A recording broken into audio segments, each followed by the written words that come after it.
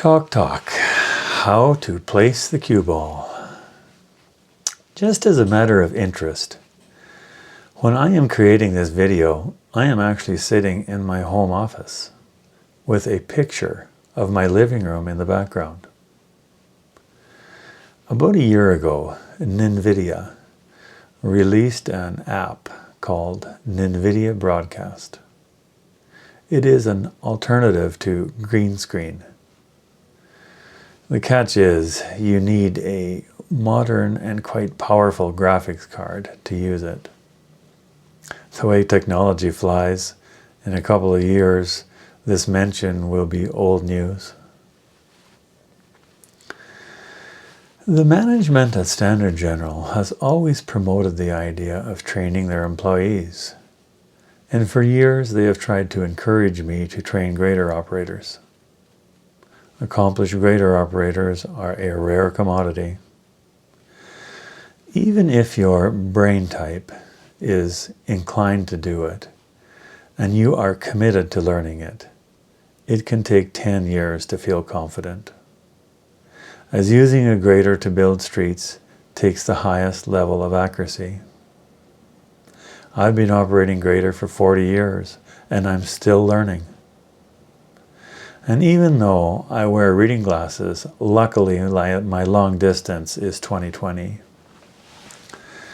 We all have strengths and weaknesses. Have you ever noticed when you're driving your vehicle, some drivers are a lot more competent than others? Some of these drivers have been practicing for decades, but they will just never get very skilled at it. They might be a university professor, but they are just not very good at driving, and they probably never will be. That is what I am referring to when I use the term brain type, and would be the first to admit that my brain type has a lot of shortcomings. I have never done well at typical classroom settings or typical curriculum. And thank God for spell check. Grader operating is a lot of self-learning, and that seems to be what works for me. Right now, I am teaching myself to be a YouTube creator. I have always believed that to do any task, you need to break it down into steps, and if you do each step properly, the end result will be good, or maybe even excellent. That is why when I create these tutorial type videos, I'm going to break the whole street building process down, step by step, and focus on detail. As I finally get to the title of this video, I am going to refer to my most recent grade person, Rob. So Rob and I were chatting one day, and we were talking about his day off. He said he was playing billiards with a group of friends. He said he won 11 games in a row. Knowing Rob is not one to exaggerate, it spun my head around, and I said, "Wow, you must be good." He replied confidently, "I know how to place the cue ball." After giving it some thought, I replied back to him, "Running a grader works like that too," and I explained what I meant.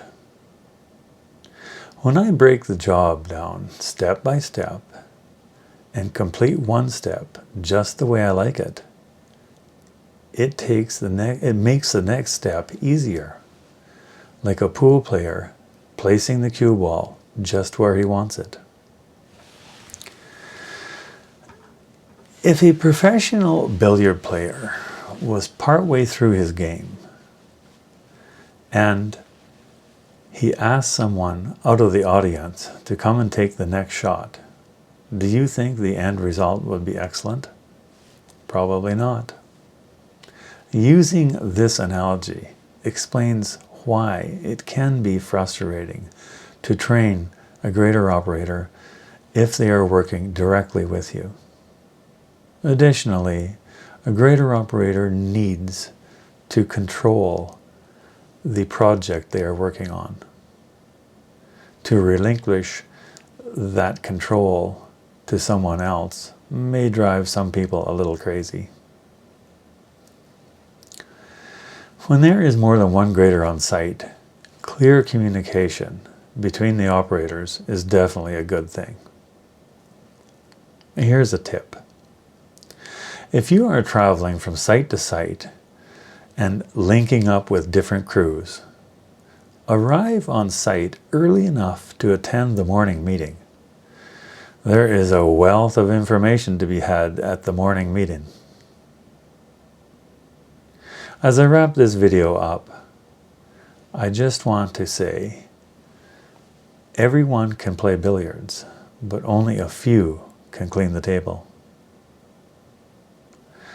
I know I jumped around a little bit in this video, and in a way, it was just random thoughts. It is part of the Talk series. I hope you found it interesting, and would you please subscribe and like. See you next time.